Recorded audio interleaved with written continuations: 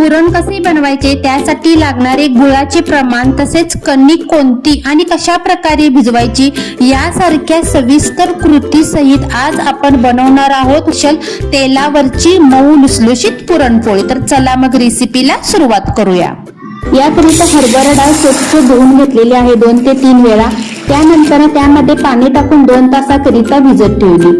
त्यानंतर कुकरमध्ये हरभरा डाळीचे तिप्पट पाणी घेतले। पाण्याला चांगली उकळी काढून घ्यायची। उकळलेल्या पाण्यामध्ये भिजवलेली हरभरा डाळ घातलेली आहे। तसेच पाव चमचा हळद पावडर आणि पाव चमचा तेल घातलेलं आहे। हळद पावडर घातल्यामुळे पुरणाला कलर एकदम चांगला येतो।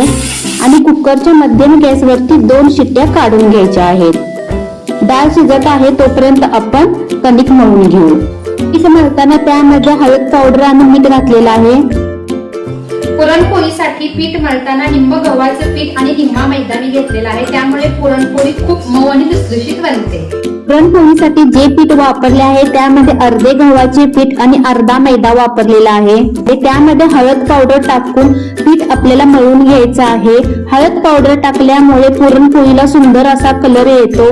थोडं थोडं पाणी टाकून आपल्याला हे पीठ मळून घ्यायचं आहे, पण ते पीठ चपाती प्रमाणे न मळता एकदम सैलसर अशा पद्धतीने मळायचं आहे। हाताला थोडा पाण्याचा आणि तेलाचा हात लावून हे पीठ आपल्याला अगदी परातीमध्ये आपटून घ्यायचं आहे, ज्यामुळे हे पीठ चिकट होतं आणि पुरणपोळी सुद्धा खूपच सुरेख आणि मऊ लुसलुशीत बनतात। तुम्ही बघू शकता की पिठाला वरती खेचले असता पिठाची एक तार तयार होते, म्हणजेच ते पीठ आपले पुरणपोळी बनवण्यासाठी तयार झालेले आहे। ते अजिबात मध्ये तुटत नाही। डाळ भिजवून वापरल्यामुळे डाळ अगदी पूर्णपणे एकसारखी शिजलेली आहे। डाळीमध्ये घालण्यासाठी या ठिकाणी मी गूळ बारीक चिरून घेतलेला आहे। तसेच बडीशेप, वेलदोडे, जायफळ आणि सुंठ मिक्सरला मी बारीक पूड करून घेणार आहे। ज्या कुकरमध्ये डाळ शिजवली अगदी त्याच कुकरमध्ये मी डाळ अगदी सर्वप्रथम व्यवस्थितपणे कुस्करून घेतली आणि त्यानंतर त्यामध्ये बारीक चिरलेला अर्धा किलो गूळ घातलेला आहे। अर्धा किलो डाळीसाठी अर्धा किलो गूळ वापरलेला आहे। तसेच वेलची पावडर, जायफळ पावडर आणि सुंठ पावडर घातलेली आहे। एकसारखं मध्यम गॅसवरती हे पुरण आपल्याला हलवून घ्यायचं आहे आणि त्यामधील पूर्णपणे पाणी आपल्याला मंद गॅसवरती आटवून घ्यायचं आहे। तसेच हे पुरण अगदी गरम असतानाच पुरणाच्या चाळणीमधून आपल्याला पुरण बनवून घ्यायचं आहे, जेणेकरून हे पटकन पुरण बनलं जातं। तुम्ही बघू शकता पुरण सुद्धा बनवून तयार झालेलं आहे। तसेच आपली पुरणपोळीसाठीची जी कणिक आहे ती सुद्धा चांगल्या प्रकारे भिजलेली आहे। तर छोट्या आकारामध्ये कणकेचा गोळा घेतलेला आहे आणि त्याच्या दुप्पट मी पुरण या ठिकाणी घेतलेला आहे आणि अंगठा आणि बोटांच्या मदतीने गोलाकार फिरवत आपल्याला हा उंडा पूर्णपणे बंद करून घ्यायचा आहे। दोन्ही हाताला तेलाचा वापर जास्त प्रमाणात करा, कारण की आपल्याला तेलावरची पुरणपोळी बनवायची आहे। त्यानंतर पूर्ण पोळपाटाला मी या ठिकाणी अगोदरच तेल लावून घेतलेलं आहे, लाटण्याला आणि पोळपाटाला।